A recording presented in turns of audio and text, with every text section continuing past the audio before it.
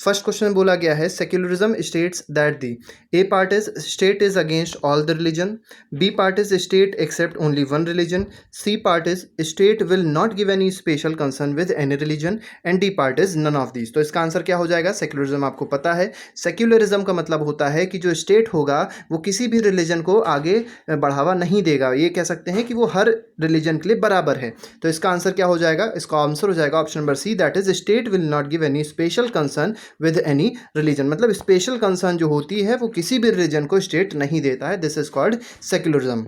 Next question पे आते हैं। Next question is non interference means. तो नॉन इंटरफेरेंस का मतलब क्या है पूछा गया है। First option is respect the sentiments of all religion, B part is respect only one religion, C part is both A and B and D part is none of these. तो non interference means respect the sentiments of all religion. तो ये हो जाएगा non interference का मतलब। Next question आता है। Next question में कहा गया है how many languages are accepted in Indian constitution. आपको पता होगा शेड्यूल 8 में लैंग्वेजेस के बारे में दिया गया है। तो इंडियन कॉन्स्टिट्यूशन में 12 शेड्यूल है। 12 शेड्यूल में से जो 8वां शेड्यूल है, 8th जो शेड्यूल है, उसमें 22 लैंग्वेजेस के बारे में रिकॉग्निशन दी गई है। Means 22 languages are recognized in our Indian constitution. Next question पे आते हैं। Next question is question number 4। इसमें कहा गया है the right provided by constitution are called. तो कॉन्स्टिट्यूशन जो राइट प्रोवाइड करता है उसको क्या कहते हैं? First option is government right, second option is optional right, third option is economic right and fourth option is fundamental right. तो इसका आंसर क्या हो जाएगा? आपको पता है that is called fundamental right. Article 12 से लेके 35 तक, तो आर्टिकल 12 से लेके 35 तक हमारे इंडियन कॉन्स्टिट्यूशन में जो बात कही गई है वो किसके बारे में कही गई है? तो they are all fundamental rights. आप लोग कमेंट बॉक्स में लिख के बता सकते हैं कि इंडियन कॉन्स्टिट्यूशन में कितने फंडामेंटल राइट्स हैं। नेक्स्ट क्वेश्चन पे आते हैं। नेक्स्ट क्वेश्चन की बात करते हैं। Next question is question number 5। इसमें कहा गया है the right to freedom of religion is an article. तो किस आर्टिकल में फ्रीडम ऑफ रिलीजन है इसके बारे में हमको बताना है। आर्टिकल 14 से 18 है, आर्टिकल 254 है, आर्टिकल 5 है या आर्टिकल 25 से 29 है। तो आपको याद रखना है, मैंने भी आपसे कहा जो आर्टिकल जो राइट की बात करी गई, फंडामेंटल राइट्स की बात करी गई है, तो फंडामेंटल राइट्स आर्टिकल 12 से लेकर आर्टिकल 35 तक हैं। और जो पहला फंडामेंटल राइट है that is right to equality, जो आता है 12 से लेके 14 तक। लेकिन अगर राइट टू रिलीजन की बात करी जाती है तो राइट जो आर्टिकल जो हमारे पास राइट टू इक्वालिटी आती है वो 14 से लेके 18 तक आती है। 12 और 13 जो होता है वो स्टेट की डेफिनेशन बताता है, ठीक है। तो 14 से 18 तक जो होगा वो हमारा राइट टू इक्वालिटी होगा। लेकिन फ्रीडम ऑफ रिलीजन की जब बात करते हैं तो फ्रीडम ऑफ रिलीजन आ जाएगा हमारा आर्टिकल 25, 27, 28 और 29 में। नेक्स्ट क्वेश्चन पे आते हैं। Next question is question number 6। इसमें कहा गया Bengal was divided by the policy of. तो आपको पता है बंगाल का पार्टीशन हुआ था 1905 में, जिसकी वजह से बहुत सारे आंदोलन हुए थे, बहुत सारे मूवमेंट्स हुए थे, जैसे बॉयकॉट हुआ था, ठीक है। खादी एक बहुत इंपॉर्टेंट मूवमेंट था जो इसके बाद लॉन्च हुआ था 1905 में बंगाल में। तो देखिए बंगाल का पार्टीशन जो हुआ था वो किस बेसिस पे किया था ब्रिटिशर्स ने? तो उसकी जो पॉलिसी थी वो थी डिवाइड एंड रूल, मतलब हिंदूज और मुस्लिम्स को डिवाइड कर दो और फिर उन पे क्या करो, शासन करो। तो ये बहुत खराब पॉलिसी थी जिससे बहुत ज़्यादा आक्रोश भी हुआ था और बाद में बंगाल को मिला भी दिया गया था, मतलब जो पार्टीशन हुआ था उसको ख़त्म भी कर दिया गया था 1911 में। तो आपको याद रखना है Bengal was divided by the policy of divide and rule. Do and die आपको पता होगा, डू और डाई जो एक नारा था, जो एक ये कह सकते हैं जो बहुत इंपॉर्टेंट नारा था और कब लगाया गया था ये इसके बारे में बताया गया था जो हमारे पास 1942 में क्विट इंडिया मूवमेंट हुआ था। तो गांधी जी ने इस स्लोगन को रीड किया था, डू और डाई। इसको हिंदी में कहते हैं करो या मरो। नेक्स्ट क्वेश्चन पे आते हैं। क्वेश्चन नंबर 7 है। इसमें कहा गया former French colonies that has Muslim dominance are. तो आपको बताना है कि जो फ्रेंच कॉलोनीज थी पहले, उनमें से इसमें कौन सी ऐसी कॉलोनीज हैं दैट वर मुस्लिम डोमिनेंट।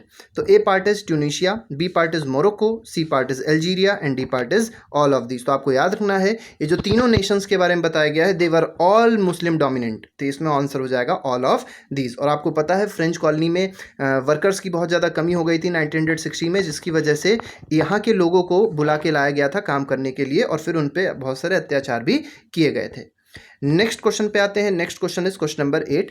इसमें कहा गया व्हाई वाज अनटचेबिलिटी एबॉलिश। तो आपको पता है अनटचेबिलिटी एबॉलिश करी गई है। राइट टू इक्वालिटी में अनटचेबिलिटी को एबॉलिशमेंट भी बताया गया है, क्योंकि कोई भी पर्सन अगर भारत में रहता है तो उसको हम लोग किसी भी तरीके से मतलब अलग नहीं कर सकते हैं, किसी भी तरीके से उसमें हम लोग डिस्क्रिमिनेशन नहीं कर सकते हैं। तो अनटचेबिलिटी का एबॉलिशमेंट क्यों हुआ था?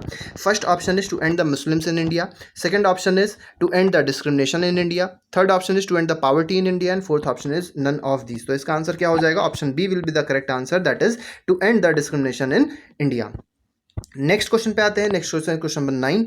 इसमें कहा गया है the most important aspect of secularism is it's dash of religion from state. तो क्या होना चाहिए रिलीजन का? तो सेपरेशन ऑफ रिलीजन होना चाहिए। देखिए स्टेट जो है वो रिलीजन के कोई भी मैटर में बीच में नहीं इंटरफेयर कर सकता है, तो उसको कहते हैं सेपरेशन। तो रिलीजन अलग रहेगा और स्टेट जो होगा, स्टेट मतलब ये नहीं है, स्टेट मतलब आप देखते हैं स्टेट मतलब यूपी हो गया, बिहार हो गया, these are not states according to Indian constitution.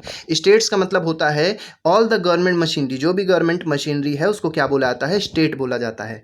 तो जो रिलीजन होगा that will be separated from state. तो इसका आंसर हो जाएगा option number B, that is separation. Question बोला गया है Muslim League demand for how many constitutional assembly. तो आपको पता है मुस्लिम लीग ने इंडिया और पाकिस्तान को कहीं ना कहीं स्प्लिट करने में बहुत बड़ी भूमिका, बहुत बड़ा रोल निभाया है। तो जब कॉन्स्टिट्यूएंट असेंबली बन रही थी तो इन लोग ने एक डिमांड करी थी कि 2 कॉन्स्टिट्यूएंट होनी चाहिए, सेपरेट कॉन्स्टिट्यूएंट असेंबली होनी चाहिए, इंडिया की अलग और पाकिस्तान की अलग होनी चाहिए। तो इसके लिए आंसर जो हो जाएगा that would be option number 2।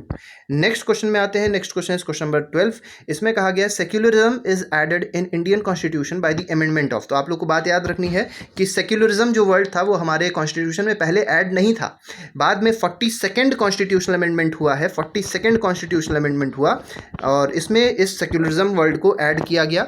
सिर्फ सेक्युलरिज्म ही नहीं ऐड किया गया, दो तीन चीज़ें और भी ऐड करी गई थी, जैसे सेक्युलरिज्म ऐड किया गया था और सॉवरेन ऐड किया गया था।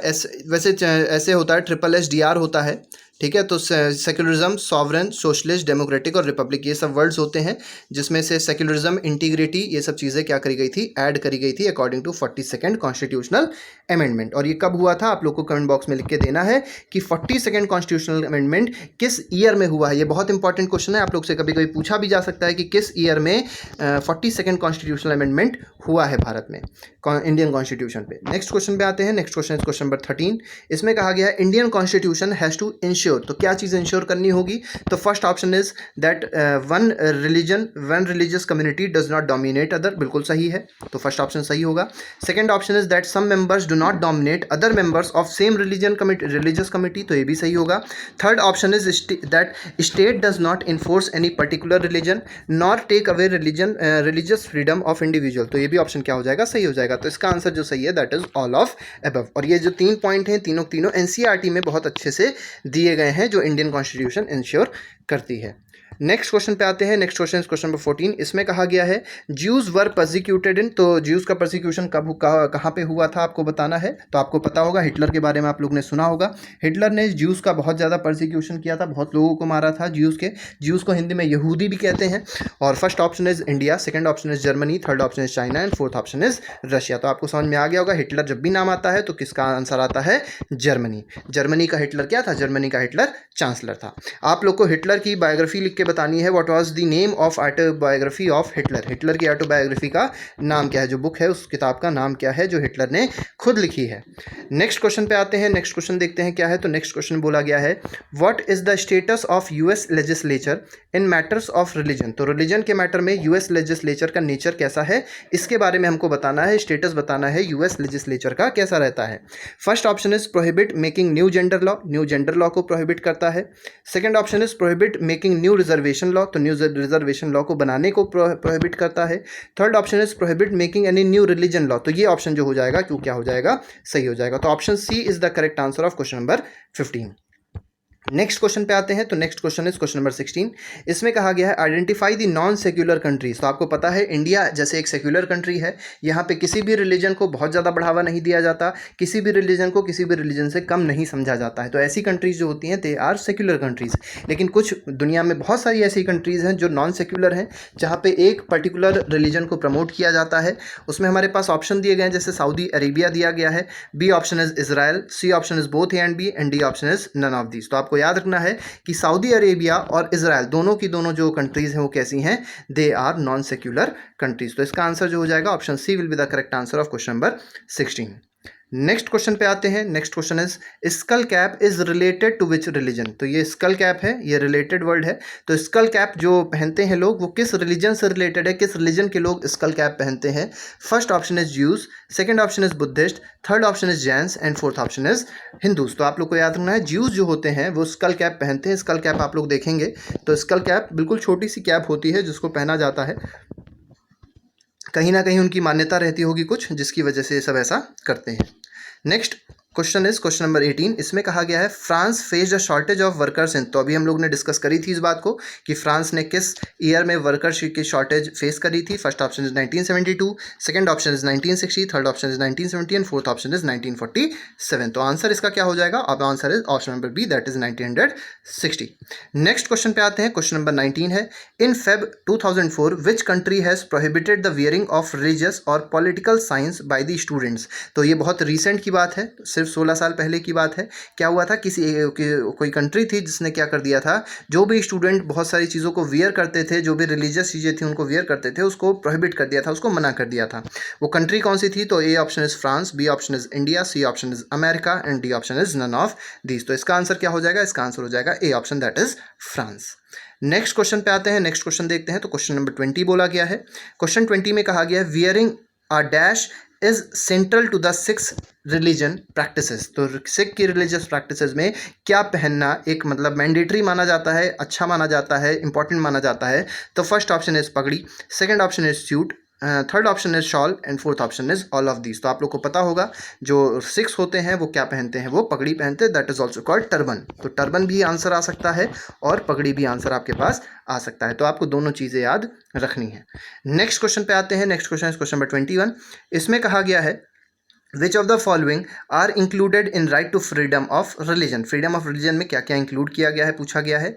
ए option is right to freedom of conscience, B option is freedom against force religious instruction and C option is practice and propagation of religion. तो देखिए रिलीजन की प्रैक्टिसेस जो भी होती हैं सब कुछ कर सकते हैं। Right to freedom of conscience भी सही है।